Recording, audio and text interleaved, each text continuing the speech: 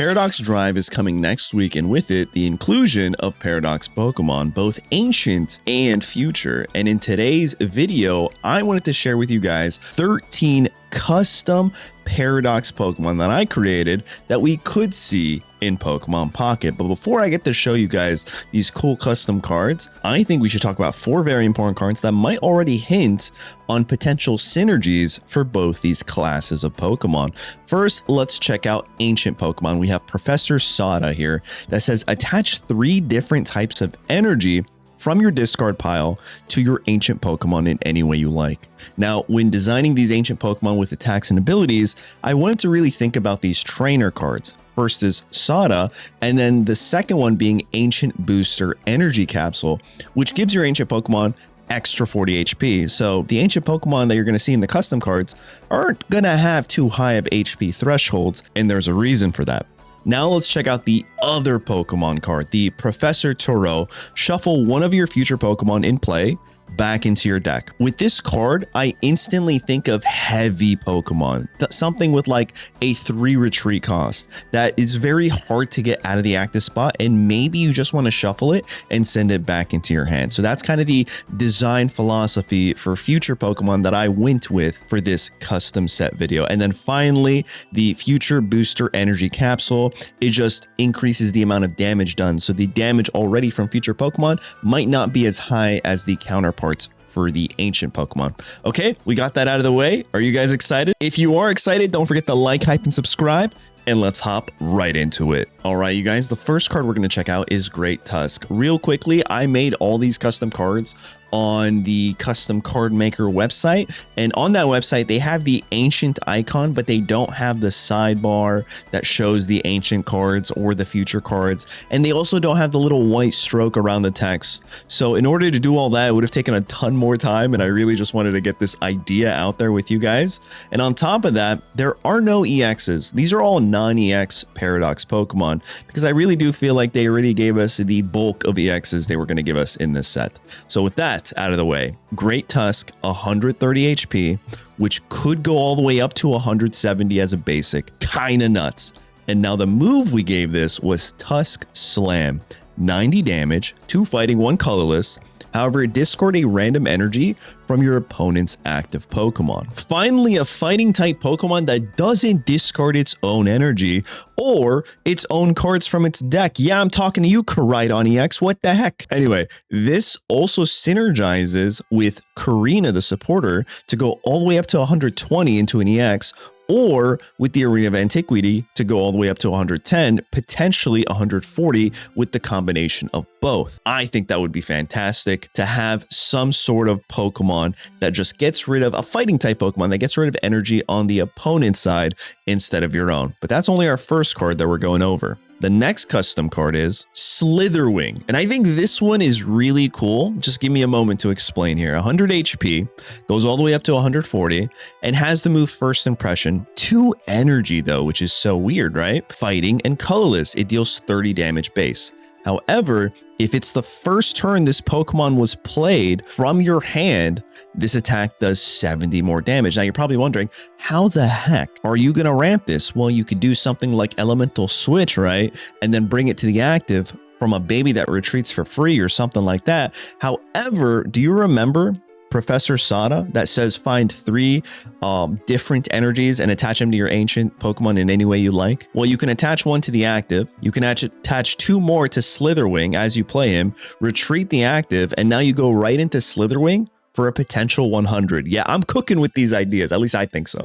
It requires a lot, but that's kind of the whole gimmick, right? Like, yes, it's a Pokemon. We don't want it to be super powered just from the start. Instead, there's a way to get it really strong if you were to combo it with something like Professor Sada. Pretty cool, right? Let's keep going, you guys. This next one, I think a lot of you might like, but also a lot of you might hate and hope never comes to the game. And that's Brute Bonnet. Darkness Pokemon, 100 HP, goes all all the way up to 140.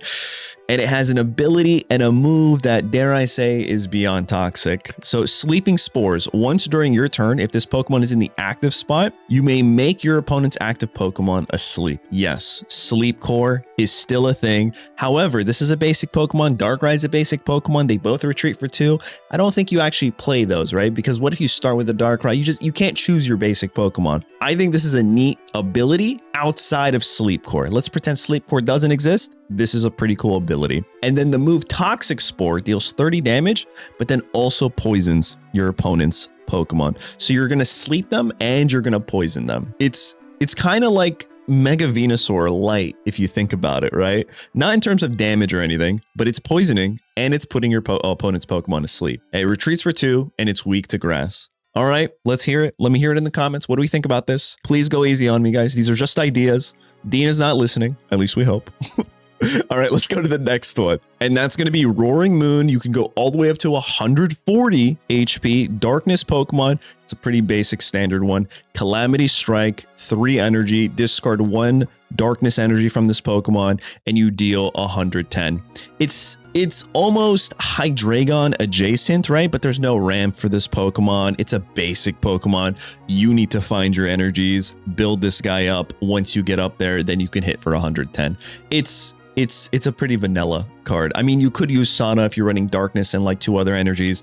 Then maybe you can potentially get this guy online faster. But outside of that, I did not want to give Darkness too much, right? And these are all custom cards. We're not giving them anything. These are just ideas. And even in my idea canon, we just can't give Darkness any more than it already has. It's too much. It's too much. We need to dial it back a bit. Next up, Sandy Shocks. And this one I'm really proud of, to be honest. Fighting type, 90 HP, goes all the way up to, 130 with the tool.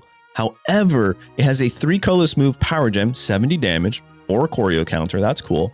And it has the ability Ancient Magnetism that says once during your turn, if this Pokemon is in the active spot, you may move a lightning energy from one of your benched Pokemon to this Pokemon. So like the idea for me for this is to run Sandy Shocks with a Magneton, right? Just have an entire deck of magnets. I think it would be funny. A Magnezone EX, a non-EX. I think it could be kind of cool. And you can definitely play Sada with this, right? Because you're running Lightning. Maybe you run even a different type of card and a different energy. And by the time you want your Sandy Shocks to attack, you can just Sada, ramp all the energy straight to this guy. He's hitting 70 every single time. So with that being said, I think it's probably the best use case scenario for Professor Sada. I do hope we do get an ancient Pokemon that just attacks with colorless damage. I think that could be really, really cool. All right, let's move on to, I believe, 2 more ancient Pokemon before we're going right in to the future Pokemon. The next one is Walking Wake, 120 HP all the way up to 160. And the move is Hydro Steam. 2 water, 1 colorless, 80 plus. If your opponent's active Pokemon is a fire type, you do an extra 40 damage.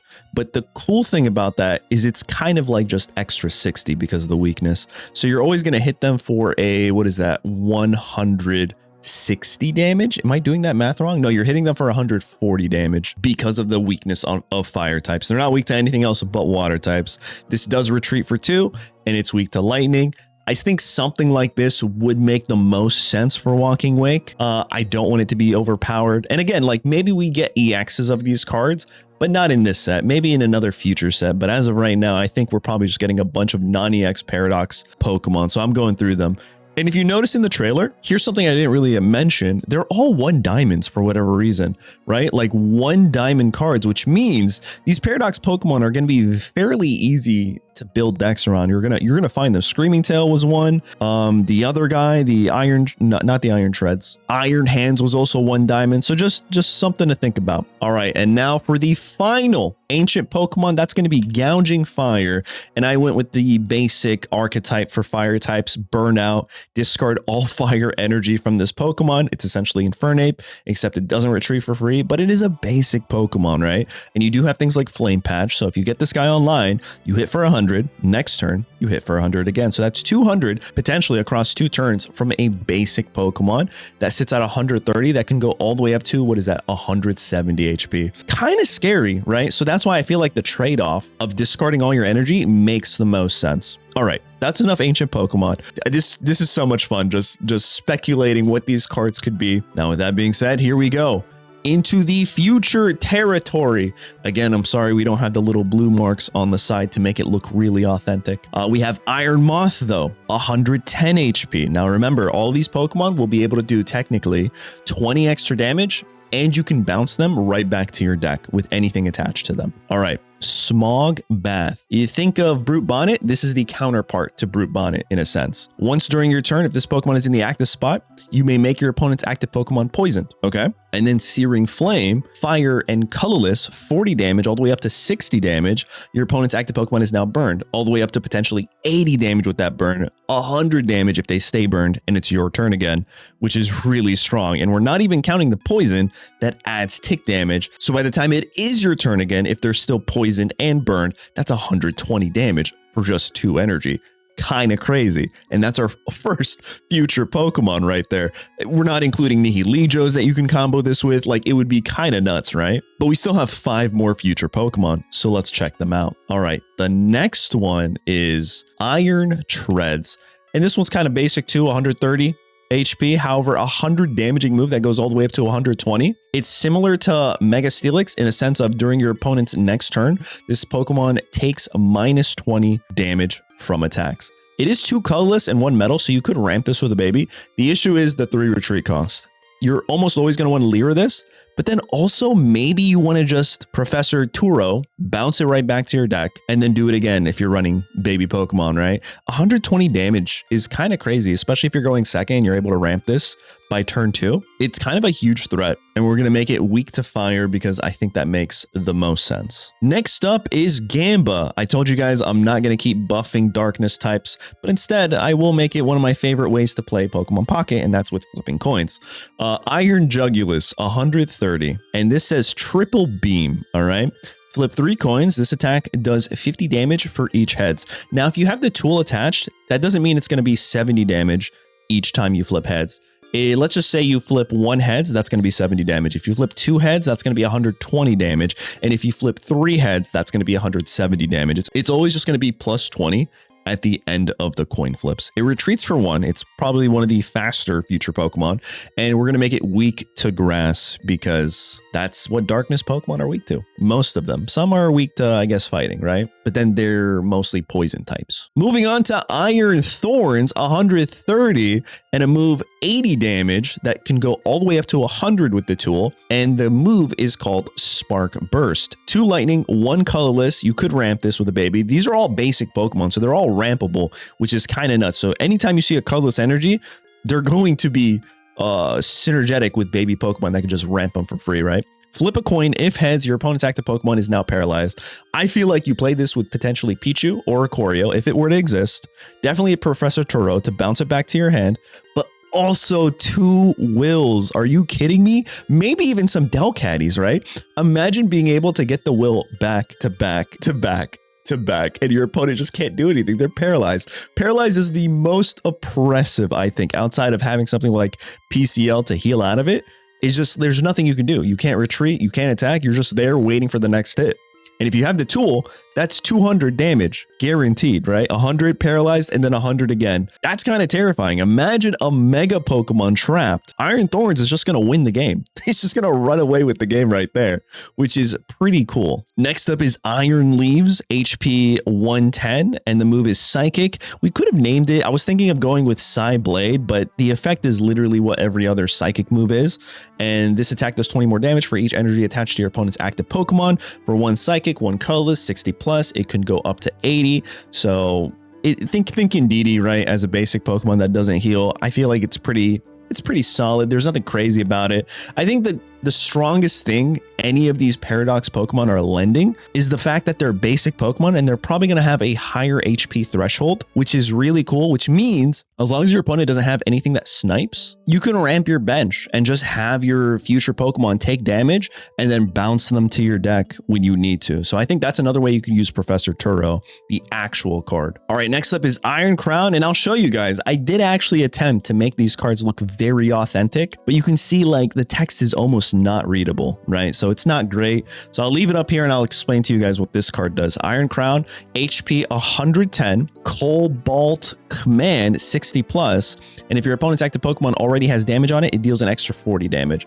So this is really good with things like that can ping maybe, or something that can Greninja or a Rocky Helmet. So if they take damage, you're always going to hit them for 100 for only 2. And finally, for the final card, we have Iron Valiant, 100 HP, and it has the move Tachyon Cutter, which deals 50 damage to any of your opponent's Pokemon. Now, if you have the tool, it only deals 70 to your opponent's active Pokemon, but you can snipe any of their bench Pokemon for 50 damage. And again, because I think future Pokemon are going to be used as like a wall that you can then bounce, I think this is really cool to have one that just ignores that wall and jumps over them to hit any of the bench Pokemon. But there you guys have it. These are all custom cards. I said 13. I guess there were 14. I can't count apparently. These are not real cards, but these are just cards that I think maybe might make sense in Pokemon Pocket. I'm very excited to see if I was able to hit the nail on any of these and how close we can get to actually getting these Paradox Pokemon. Let me know in the comments what you guys think of this video. Don't forget to like, hype, and subscribe. Are you guys excited for Paradox Drive? I know I am. And with that, I'll catch you guys in the next one. Later.